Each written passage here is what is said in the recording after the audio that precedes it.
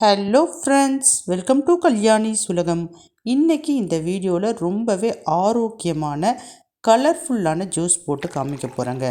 இந்த ஜூஸ் செய்கிறதுக்கு என்ன பொருட்கள் எல்லாம் தேவைப்படும், இதை எப்படி செய்யணும் அப்படின்னு பார்க்குறதுக்கு முன்னாடி இந்த ஜூஸை தொடர்ந்து குடித்தா என்ன நன்மைன்னு கேட்டிங்கன்னா, நம்ம உடம்பில் ரத்தம் நல்லா அதிகரிக்குங்க.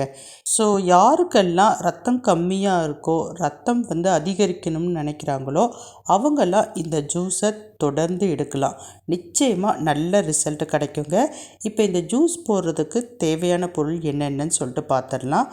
உலர்ந்த திராட்சைங்க, கருப்பு திராட்சை தான் வேணும். இந்த திராட்சையை ஒரு 10-15 எடுத்துக்கலாம். ஃப்ரெஷ்ஷான பீட்ரூட், கூடவே பேரிச்சம்பழம் ஒரு 4-5. இது கூட வாசனைக்காக 2 ஏலக்காய். இதில் பேரிச்சம்பழத்தையும் காய்ந்த கருப்பு திராட்சையும் ஓவர் நைட் ஊற வச்சு எடுத்து வச்சுருக்கிறேன். கண்டிப்பாக காய்ந்த கருப்பு திராட்சை தான் எடுத்துக்கணும். இப்போ ஏலக்காவை சேர்த்துக்கலாம் மிக்சியில். அந்த தண்ணியோடு ஊற வச்சுருக்குறோம் இல்லைங்களா, பேரிச்சம்பழத்தையும் அந்த காய்ந்த திராட்சையையும் இது கூட சேர்த்துக்கலாம். இப்போ கட் பண்ணி வச்சுருக்கிற பீட்ரூட்டையும் இது கூட சேர்த்துக்கலாம். பீட்ரூட் நல்லா ஃப்ரெஷ்ஷானதாக இருக்கணும். நான் மீடியம் சைஸ் பீட்ரூட்டில் பாதி அளவு சேர்த்துக்கிறேன். இப்போ நான் ஜூஸ் போடுறது 1 டம்ளர் அளவுக்கு வரும். ஒருத்தர் குடிக்கிற மாதிரி தான் போட்டு காமிக்க போகிறேன். ஃபஸ்ட்டு மிக்சியில் தண்ணி சேர்க்காமல் நல்லா அரைச்சிட்டு அதுக்கப்புறமேட்டு தேவையான அளவு தண்ணி சேர்த்துக்கலாம்.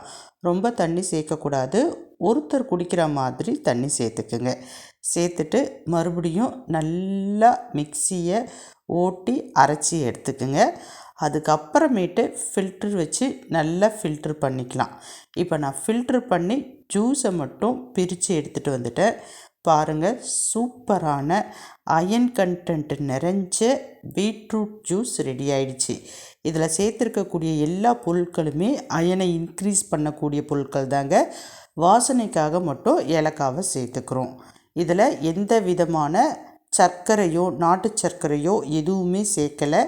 ஏன்னா இதில் சேர்த்துருக்கக்கூடிய பேரிச்சம்பழம், காய்ந்த திராட்சை, இதில் இருக்கக்கூடிய இனிப்பு சுவையை குடிக்கிறதுக்கு தேவையான இனிப்பு சுவையாக இருக்கும். உங்களுக்கு தேவைப்பட்டதுன்னா இதில் ஹனி சேர்த்துக்கலாம். நிச்சயமாக இதை தொடர்ந்து குடிக்கிறப்ப நம்ம உடம்பில் இரத்தத்தினுடைய அளவு அதிகரிக்கும். கடைசியாக இதில் கார்னிஷ்காக மேலே பேரிச்சம்பழத்தை சின்ன சின்ன பீசஸாக நறுக்கி சேர்த்துருக்குறேன். அது குடிக்கிறப்ப நல்ல ஒரு டேஸ்ட்டை கொடுக்கும். இதில் ஏலக்காய் சேர்த்துருக்கிறதுனால இந்த ஜூஸில் பச்சை வாசனைலாம் வராது. குடிக்கிறதுக்கு டேஸ்ட்டாகவே இருக்கும். கண்டிப்பாக ட்ரை பண்ணுங்கள். நல்ல ஒரு ரிசல்ட் கிடைக்கும். இப்போ நான் கிளம்புறேன். பாய்.